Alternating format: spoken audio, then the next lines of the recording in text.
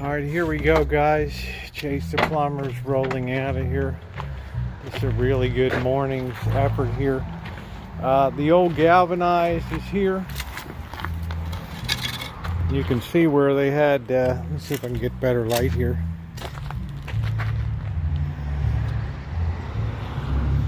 See the old where anytime you're joining dissimilar and you don't properly deburr the connections, you're going to have a point where you have buildup there, and that's yeah, I don't know what this thing is, Chase. I have no idea. This is like I don't know, some sort of contraption.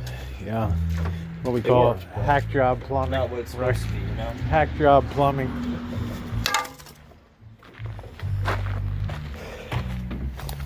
So the new stuff is all in. This is the material for the new stuff. But the diameter starts to shrink over time as you get buildup along the walls of it. So you can see good evidence over there, and it just gets smaller and smaller, and you're just fighting it over time. So this stuff is ultra smooth on the inside.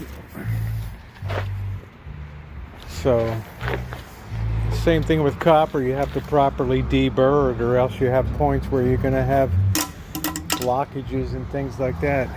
So Chase did a good job